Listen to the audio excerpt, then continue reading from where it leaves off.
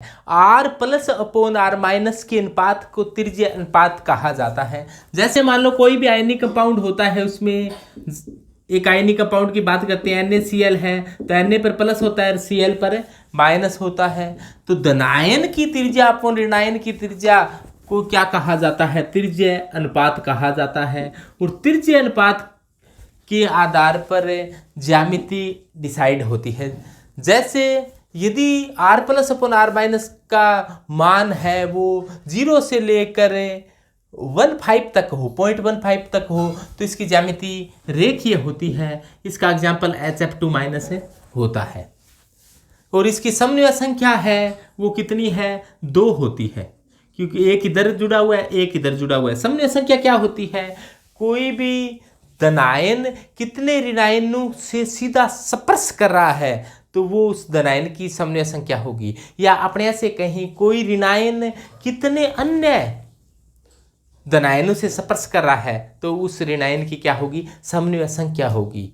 यानी कि समन्वय संख्या कोई भी आयन कितनी अन्य के साथ सीधा स्पर्श कर रहा है, अपनी सामान्य भाषा में कहीं भिड़ रहा है, तो वो उसकी समन्वय संख्या होगी। इसी प्रकार से यदि r plus upon R minus का मान आ जाए अपने पास 0.15 से लेकर 0.225 तक हो, तो इस ज्योमेट्री को कहेंगे त्रिभुजीय कहेंगे। यानी कि ये डाटा है, वो पहले वाला डाटा है, वो इम्पोर्टेंट है। यानी कि इससे क्या होना चाहिए? ज़्यादा डाटा आएगा, यानी कि r plus upon R minus का तो ज्यामिति कैसी होगी? त्रिभुजीय। लेकिन इससे पार नहीं हो जाना चाहिए, तो ये डाटा, तो इस प्रकार से त्रिभुजीय, चतुष्फलकीय, अष्टफलकीय, घनीय। त्रिभुजीय का मतलब है जैसे मान लो ये कोई धनायन है और इसके चारों तरफ जो ऋणायन है वो इस प्रकार से व्यवस्थित है, तो इसको क्या कहेंगे? त्रिभुजीय ज्योमेट्री कहेंगे। और चतुष्फलकीय का मतलब है जब कोई भी धनायन है उसको ऋणायनों ने चतुष्फलकीय रूप से घेर रखा है, तो इसे क्या कहेंगे? इस ज्योमेट्री को टेट्राहेड्रल ज्योमेट्री कहेंगे, यानी कि चतुष्फलकीय ज्यामिति कहेंगे। तो चतुष्फलकीय ज्यामिति क्यों कहा है इसको? क्योंकि इसको इनके कोणों को मिलाने पर एक चतुष्फलक का निर्माण होता है, इसीलिए इस ज्योमेट्री को चतुष्फलकीय ज्योमेट्री कहा है। अष्टफलकीय में क्या होता है? अष्टफलकीय में यही होता है कि जैसे कोई धनायन है तो एक ऋणायन ऊपर बैठा है, एक ऋणायन नीचे बैठा है, एक ऋणायन इधर बैठा है, एक ऋणायन इधर है, एक इधर है, एक इधर है। इन सभी को मिला दिया जाए तो कैसी ज्योमेट्री बनती है? अष्टफलकीय ज्योमेट्री बनती है, ऑक्टाहेड्रल ज्योमेट्री बनती है। तो इसीलिए इस को क्या कहा जाता है? अष्टफलकीय या ऑक्टाहेड्रल कहा जाता है। इसी प्रकार से यदि r plus upon R minus का मान 0.732 से 1 तक हो तो घनीय ज्योमेट्री बनेगी। घनीय का मतलब क्या होगा? एक प्लस बीच में बैठा है जबकि 4 ऋणायन इसके ऊपर बैठे हैं। 4 ऋणायन क्या बैठे हैं? ऊपर बैठे हैं। और 4 ही ऋणायन क्या बैठे हैं? नीचे बैठे हैं। 4 ऋणायन ऊपर बैठे हैं, 4 ऋणायन क्या बैठे हैं? इसके नीचे बैठे हैं। ये बैठे मर्तरेगन है, ये बैठे यहाँ पर बैठे हैं। तो इनको मिला दिया जाए तो क्या बनता है? घन का निर्माण होता है, इसलिए इसको घनीय ज्योमेट्री कहा जाता है। तो कैसे एक घन का निर्माण होता है वो आप सभी जानते हो। घन के बारे में आपसे ज़्यादा कौन जानता है वाला?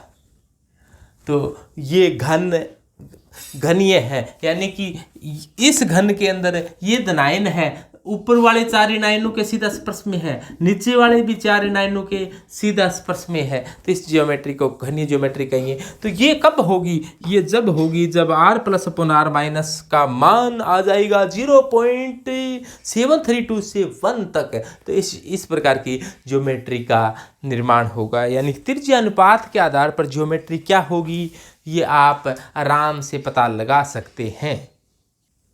तो चतुष्फलकीय की व्यवस्था कैसी होती है इसको आप ऐसे समझो कि जैसे मान लो कि एक सबसे पहले मैं चतुष्फलकीय बनाने के लिए एक पहले घन बना रहा हूँ। घन के आधार पर अपने चतुष्फलकीय पर विचार करते हैं। चतुष्फलकीय रिक्ति कैसी होती है। पहले तो ऐसे समझो कि जिस प्रकार से मान लो कि एक ये लड्डू है, लड्डू के पास एक लड्डू और पड़ा है, 2 लड्डू हो गए, इसके आगे एक लड्डू और पड़ा है, तो 2 लड्डू इस प्रकार से, और इसके आगे एक लड्डू है, तो ये 3 लड्डू है। 3 लड्डुओं के ऊपर एक चौथा लड्डू और रख दिया जाए, इसके बीच में खांच बन गई, चौथा लड्डू और रख दिया जाए। अब इनके केंद्रों को मिला दिया जाए तो ज्यामिति कैसी बनती है, चतुष्फलक की ज्यामिति बनती है। देखो ध्यान से, तो इनको इस प्रकार से मिला दिया जाए तो ज्यामिति कैसी बन जाती है, चतुष्फलक की ज्यामिति बन जाती है। आपको ऐसी ही ज्यामिति दिखाई दे रही है, तो ये चतुष्फलक की ज्यामिति बनती है। ऐसा अपने एक घन के अंदर 2 चतुष्फलक होते हैं। इसको आप इस प्रकार से समझो कि मान लो कि धनायन बिल्कुल बीच में बैठा है, ये बैठा बिल्कुल बीच में बैठा है जचकर, और ऋणायन है चतुष्फलक के रूप से, इसके ऋणायन है वो चतुष्फलकीय रूप से विराजमान है। मान लो एक ऋणायन यहां बैठा है, एक ऋणायन यहां बैठा है, या नीचे वाले ऐसे बैठे हैं तो ऊपर वाले कैसे पाएंगे, ऐसे बैठे मिलेंगे। तो एक ऋणायन यहाँ है, एक ऋणायन यहाँ है, ये चतुष्फलक के रूप से विराजमान है। तो कैसे विराजमान है चतुष्फलक के रूप से, अब इनको मिलाकर देखो, मिलाकर देखोगे तो ये चतुष्फलक बनेगा आपके। देखो कैसे बनता है, या इसको ऐसे मिलाकर देखो कि ये देखो ये चतुष्फलक की ज्यामिति बन रही है ना। चतुष्फलक की ज्यामिति ऐसी होती है कि इसको आप ऐसे समझो कि ये ज्यामिति होती है वो चतुष्फलक की ज्यामिति होती है। तो इसको आप उल्ट कर देखो, या मैं ऐसे बताऊं कि ये ज्यामिति होती है वो चतुष्फलक की ज्यामिति होती है। तो चतुष्फलक की ज्यामिति ये है, ये कैसी है, ये ऐसी ज्यामिति है। तो ये ज्यामिति है चतुष्फलक की है, ये चतुष्फलक की ज्यामिति दिखाई दे रही है, ये ऐसी ज्यामिति है, यानी कि चतुष्फलक की ज्यामिति है ये। अब देखो इनको आप मैं डॉटेड लाइन से बनाकर चतुष्फलक का निर्माण भी कर सकता हूँ, और ये इस प्रकार से ये चतुष्फलक का निर्माण होता हुआ, और ये चतुष्फलक का निर्माण होता हुआ, तो यहाँ पर ये चतुष्फलक का निर्माण हो चुका है, और ये देखो ये चतुष्फलक का निर्माण है वो बड़ा आराम से हो गया है। अब देखो इसके अंदर ऋणायन वास्तव में तो बड़ा होता है, तो ऋणायन का आकार वास्तव में तो बड़ा होता है, लेकिन अपने छोटा इसीलिए दर्शाया है कि बंद दिखा सके। इसी प्रकार से ये बीच में धनायन है, ये धनायन है, और ये ऋणायन भी इससे स्पर्श करता है, इधर वाला ऋणायन इससे स्पर्श करता है। तो इस प्रकार से है ये। तो अब इस घन को मैं यहाँ पर दोबारा से बना देता हूँ ताकि आप सभी विद्यार्थी समझ जाएं कि इसमें क्या हो रहा है, ये मामला क्या है, मामला कहीं गड़बड़ तो नहीं है क्या। अब देखो इसी घन को मैंने दोबारा से लिखा है, यहाँ पर धनायन बैठा है, यहाँ पर धनायन बैठा है बिल्कुल बीच में, और यहाँ पर क्या है, ऋणायन है। तो यहाँ से यहाँ तक की दूरी है वो उसमें क्या हो गया, उसके अंदर यहाँ तक तो ऋणायन है, मान लो यहाँ तक धनायन है, तो ये त्रिज्या तो क्या है r माइनस है, और ये त्रिज्या क्या है r प्लस है। इस प्रकार से है। और इधर से देखें तो क्या है,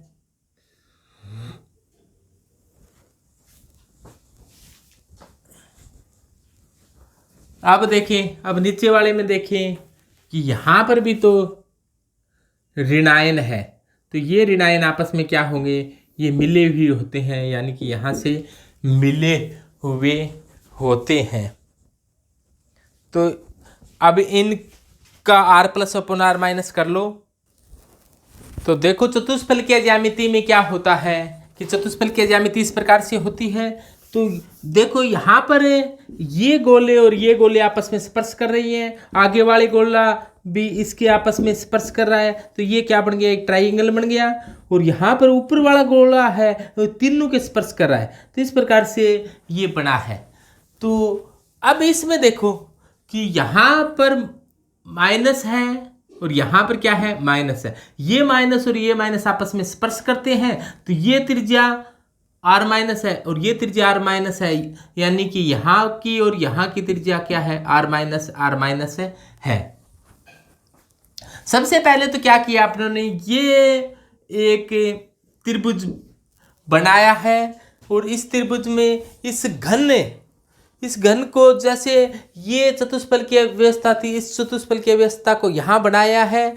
तो केंद्र के अंदर धनावेश है और केंद्र के अंदर धनावेश है और इसके यहाँ पर माइनस है, यहाँ पर माइनस है, यहाँ पर माइनस है और यहाँ पर माइनस है। इस प्रकार की व्यवस्था है। तो होता क्या है, जैसे ये माइनस, मैं थोड़ा सा बड़ा बना दूं, ये माइनस और ये माइनस आपस में मिले हुए हैं, उसी प्रकार से ये माइनस और ये माइनस आपस में क्या होते हैं, मिले होते हैं। यानी कि अब इस सबसे पहले तो अपने इस त्रिभुज पर विचार करते हैं। इस त्रिभुज को आप ए बी सी कुछ भी दे दो, जैसे मान लो अपने ए बी और सी दे दिया, तो ये क्या हो गया, कर्ण। तो कर्ण की स्क्वायर बराबर क्या होता है, आधार की स्क्वायर और लंब की स्क्वायर। तो कर्ण स्क्वायर बराबर आधार की स्क्वायर प्लस लंब की स्क्वायर, ये पाइथागोरस प्रमेय होती है। तो यहाँ पर ही माइनस और यहाँ पर प्लस आपस में भिड़े होते हैं, ये दूरी है। तो ये दूरी में एक तो आर माइनस आ गई और एक क्या आ गई, आर प्लस। तो ये आर माइनस है और ये यहाँ से ऋणावेश और यहाँ से धनावेश शुरू होता है। तो यहाँ से यहाँ तक की दूरी आर माइनस और आर प्लस है। तो आर माइनस और आर प्लस कह दिया। कर्ण की स्क्वायर की जगह क्या कह सकते हैं, आर प्लस और आर माइनस की स्क्वायर कह सकते हैं। इसके अलावा नीचे देखो आधार इस दूरी के अंदर 2 आर माइनस है, तो आधी दूरी में क्या हो जाएगा, 1 आर माइनस हो जाएगा। तो आर माइनस की स्क्वायर प्लस लंब क्या है, ये है लंब, ये लंब है। ऐसा मान लो कि आप ये जैसे कर्ण है वो अपने कमरे के केंद्र पर है। जैसे मान लो जिस कमरे के अंदर अपने है, इसको मान लो ये घनाकार कमरा है, उस कमरे के केंद्र पर है। तो अपने नीचे से दूरी है वो उसके केंद्र तक की दूरी जाने के लिए उतनी दूरी होगी जो एक भुजा है उसकी आधी। तो एक भुजा की लंबाई को a माना है तो उसकी दूरी आधी क्या होगी, a/2। तो ये दूरी कितनी होगी, a/2 होगी। तो ये दूरी क्या होगी, a/2। तो a/2 की स्क्वायर। तो कर्ण की स्क्वायर बराबर आधार की स्क्वायर प्लस लंब की स्क्वायर। इसको आप समीकरण नंबर 1 कह दो।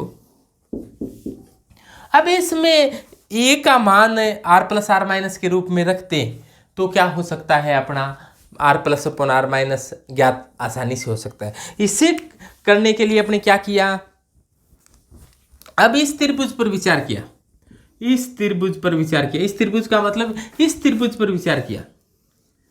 इस त्रिभुज में ये भुजा क्या है, a है, ये भुजा क्या है, a है। तो ये a है, ये a है, पाइथागोरस प्रमेय लगा दो। तो ये क्या हो जाएगा इसका, तो अपने ऐसे कह दें कि ये घन है और ऐसी बात है इसके अंदर, ये माइनस है यहाँ पर माइनस है, ये है। और इस भुजा को अपने a कह दिया, इस भुजा को अपने a कह दिया और इस भुजा को क्या है, यहाँ तक r माइनस है और यहाँ पर अगली r माइनस है। तो ये क्या है, 2r माइनस है। तो अपने ऐसे कह दें कि r माइनस और r माइनस का जोड़ किसके बराबर है, r माइनस r माइनस का जोड़। ये भुजा a है, ये भुजा a है। पाइथागोरस प्रमेय से तो इस लंबाई को, ये a है, ये a है, ये 90 डिग्री का है, तो ये क्या होगी, √2a होगी। क्योंकि कर्ण स्क्वायर बराबर क्या होता है, आधार की स्क्वायर प्लस लंब की स्क्वायर। यानी कि अपने ऐसे कह दें कर्ण स्क्वायर बराबर क्या होगा, आधार की स्क्वायर प्लस लंब की स्क्वायर। तो ये भी एक स्क्वायर है, ये स्क्वायर 2a स्क्वायर हो जाएगा।